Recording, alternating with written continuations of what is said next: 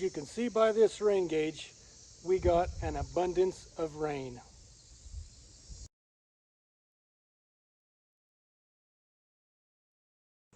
Remember the other day when we were unloading grain and I said if we couldn't get it all to fit in the grain tank, we'd have to come up with plan B? Well, here we are a couple of days later. See that ladder right there? Well, let me introduce you to plan B.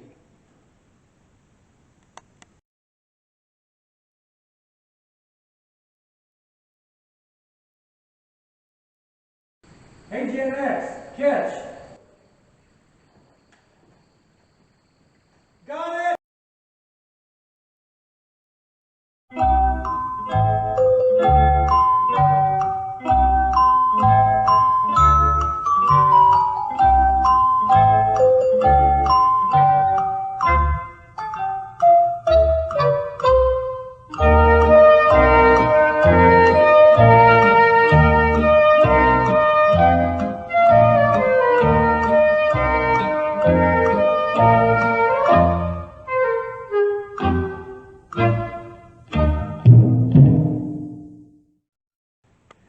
And now we know.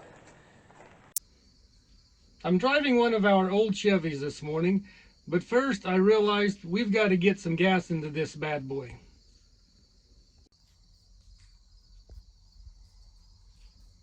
See here, a quarter tank. Do I want to go half? Nah, let's go ahead and just fill it all the way up. There we go. Oh, that's too much. I don't want to run it over. Full. And there we go. Full tank. Okay, now that we got the gas filled, let's go get something done. Well, isn't this just a flattering situation? I think that'll get us there. Wheat drilling is right around the corner.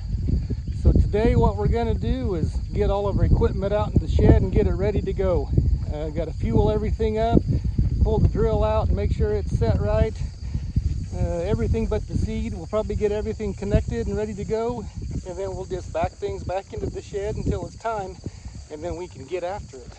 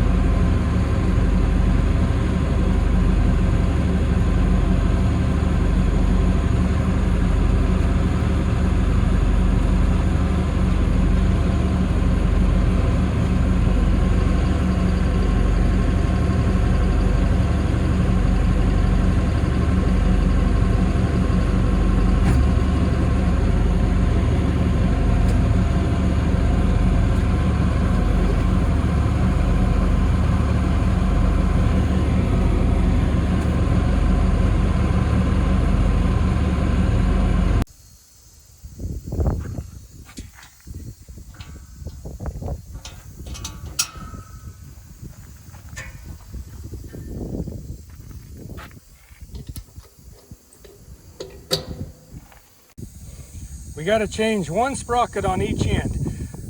All the other sprockets, we were fortunate. They're what we need. I don't remember what we drilled last, but evidently the seed setup was almost the same.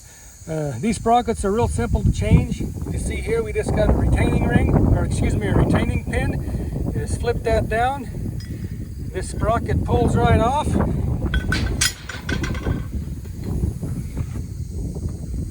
Grab the sprocket size you need. Put the retaining pin back in, snap it down, and that's all there is to do. We'll put the chain back on. Earlier this spring, before we got this drill put back in the shed, it was just sitting in the yard. Unfortunately for us, a thunderstorm moved through, and these seed box lids behind us, one of them opened up. The thunderstorm, the wind opened it up, and it got rained in. Fortunately, we had the seed cleaned out of it, so it didn't ruin any seed, and it didn't make a mess where the seed actually sprouted inside the box. But what did happen is the drive mechanism in there is a little bit gummy. It'll probably work, but what we're going to do now is just sprinkle a little bit of seed lubricant on it, just some dry lubricant, just to see if we can't free that up before we get to drilling. Just ordinary seed flow lubricant. We generally use this with our planter.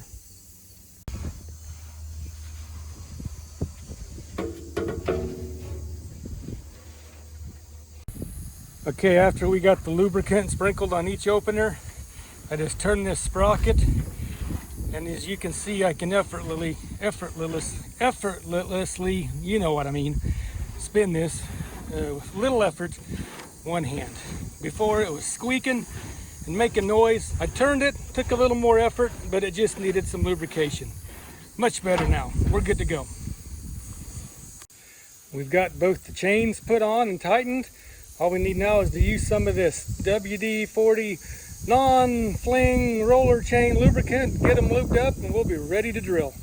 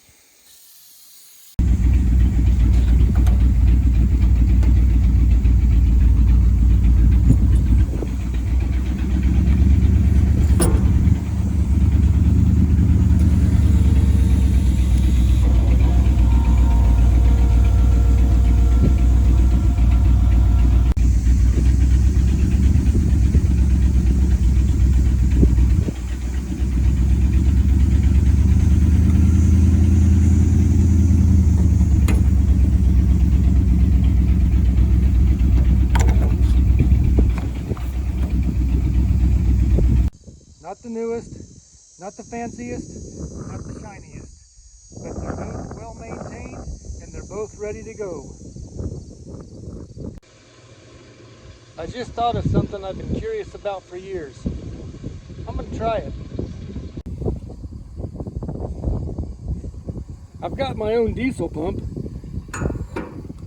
Why can't I just fill myself up? Let's see if this works.